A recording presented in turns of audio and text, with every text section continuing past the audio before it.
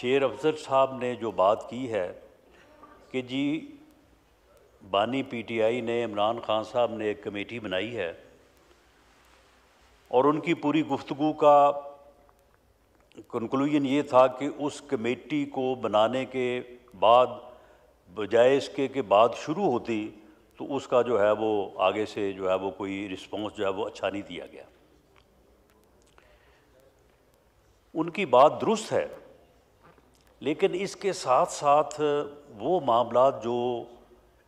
ख्वाजा साहब के बकौल मामले को ख़राब करते हैं, आज से कोई तकरीबन मेरा ख्याल है कोई 5-6 हफ्ते कबल प्राइम मिनिस्टर मियां शहबाज शरीफ साहब तशरीफ़ लाए, हाउस जो है वो जारी था, वो सीधे अपोजिशन की जो है वो सीट्स पे गए, सबसे जाके उन्होंने हाथ मिलाया, सलाम दुआ की और उसके बाद अपनी सीट पे आके उन्होंने कहा कि हम तैयार हैं आपके साथ बात करने को, मुज़ाकरात करने को, आप बैठें और हर उस इशू के ऊपर बात करें जिसके ऊपर आप करना चाहते हैं। हम हर इशू के ऊपर आपसे बात करने को तैयार हैं। उसके बाद अपोजिशन लीडर उमर अयूब साहब ने उठ के उस पेशकश का, उस बात का जो जवाब दिया, जिन अल्फाज में दिया, जिस लहजे में दिया, मेरा ख्याल है शेर अफजल साहब को, मरवत साहब को वो सब मालूम होगा। इसी तरह से 25 नवंबर की रात 7, 8, 9 बजे जब ये बात कही जा रही थी कि जी आप डी चौक की तरफ जाने की बजाय संगजानी पे जो है वो जाके अपना धरना दे दें, वहाँ पे आप जलसा करें, स्पीचेस करें, जो भी आपका प्रोग्राम है, और इस मकसद की इजाज़त के लिए जो है वो अडयाला जेल में एक्सेस भी दी गई, तो वो बात जो थी वो मुज़ाकरात के लिए ही थी, बात करने के लिए ही थी कि जी आप डी चौक जाने की बजाय आप वहाँ पे जो है वो क़याम करें और उसके बाद आप जो है वो बात करें। लेकिन वो बात जो है वो उसको नहीं तस्लीम किया गया। उसके बाद ये दुरुस्त है कि खा किसी ने वर्दी पहनी थी या वो वर्दी के बगैर था, अगर 24 नवंबर से लेके 26 नवंबर तक इस हंगामे की नज़र वो हुआ और उसकी जान गई है, तो बिल्कुल दोनों तरफ जो है वो इन्ना लिल्लाहि व इन्ना इलैहि राजिऊन और अफसोस ये होना चाहिए था, लेकिन ये दोनों तरफ इज्तनाब जो है वो बरता गया है। अगर वो मरवत साहब हमें ये कहते हैं कि जी आपने इस बारे में जो है वो बात नहीं की, तो बात शायद उस तरफ से भी जो है वो नहीं हुई। लेकिन ये सारी चीज़ें अपनी जगह पे, लेकिन जनाब चेयरमैन ये एक मुसल्लमा हकीकत है कि इस पार्लिमानी जमहूरी सिस्टम में जब तक इस हाउस की दोनों तरफ हिज़्ब इख्तलाफ और हिज़्ब इक़्तिदार आपस में बैठ के डायलॉग नहीं करेंगी, पॉलिटिकल डायलॉग नहीं होगा, ये सिस्टम नहीं चल सकता। ये पार्लिमानी जमहूरी सिस्टम जो है ये इस बात से अबारत है कि ये दोनों पहिए जो हैं ये दोनों चलेंगे तो गाड़ी जो है वो आगे चलेगी। ये बात हम उस वक्त भी कहते रहे हैं जब हमें ये कहा जा रहा था कि मैं तुमको छोड़ूंगा नहीं, हमारे ख़िलाफ़ मुकदमात बनाए जा रहे थे, हमें जेलों में भेजा जा रहा था। हमने उस वक्त भी ये बात कही थी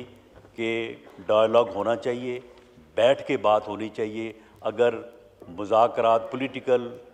पार्टीज़ के दरमियान, फोर्सेस के दरमियान डायलॉग नहीं होगा तो बात जो है वो आगे नहीं चलेगी।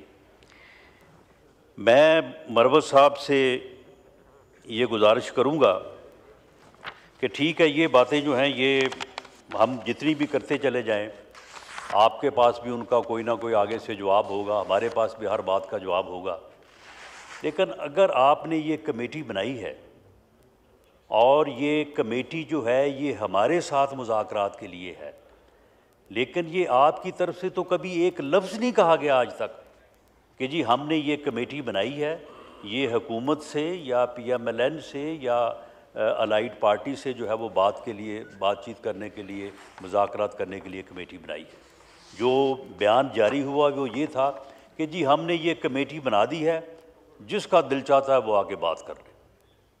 जिसका दिल चाहता है वो आगे बात कर ले। मैं मरवत साहब से ये गुजारिश करूँगा कि देखें, स्पीकर का ऑफिस जो है वो एक गैर जानबदार ऑफिस है। वो उतना ही हमारा है जितना आपका है। और मौजूदा स्पीकर जो है सरदार अयाज सादिक साहब, उन्होंने हमेशा जो है वो अपनी गैर जानबदारी को जो है वो बरकरार रखा है। ये पिछले दिनों जब पार्लियामेंट से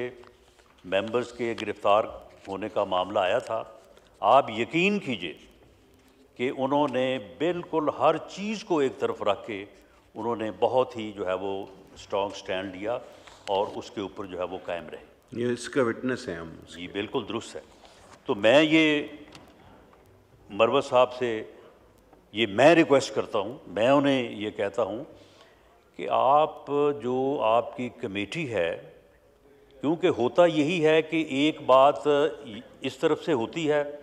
कोई और दूसरा मेंबर जो है वो अपनी सोच के मुताबिक एक और अलहदा से बात कर देता है, उस बात का जो है वो मानी और निकल आते हैं। अब मरवत साहब ने बात की है, अली मोहम्मद ख़ान साहब के मुतल्लक मेरी तो राय ये है कि वो हमेशा उन्होंने जो है वो बड़ी बैलेंस्ड बात की है, हमेशा उन्होंने चीज़ों को रिज़ॉल्व करने की जो है वो बात की है। लेकिन अब वो बात करेंगे, हो सकता है उनकी बात जो है वो किसी और तरफ जो है वो इशारा देती हो, तो इस तरह से फिर जो है ना ये बात बिगड़ जाती है। अगर मरवत साहब इस बात को मुनासिब समझें, मैं उन्हें ये जो है वो रिक्वेस्ट करता हूँ कि आपकी जो कमेटी है, वो कमेटी जो है वो कम अज़ कम हुकूमत को एक ऑफिशियल सीरियस मैसेज देने के लिए, जिसकी बात ख्वाजा आसिफ साहब ने भी की है, तो आप उनसे ये मैसेज तो दे सकते हैं कि जनाब ये कमेटी है, सिर्फ यानी टॉक शोज़ की हद तक और प्रेस स्टेटमेंट्स की हद तक ना रहें। आप उनसे जाके ये कहें कि जी ये कमेटी है और हम इसमें सीरियस हैं और हम बात करना चाहते हैं, पॉलिटिकल डायलॉग करना चाहते हैं। असल बात पॉलिटिकल डायलॉग की है। तो मुझे ये यकीन है और हम इस बात की कोशिश भी करेंगे, ख्वाजा साहब को भी साथ लेंगे और हम स्पीकर साहब से ये कहेंगे कि वो ये मामला जो है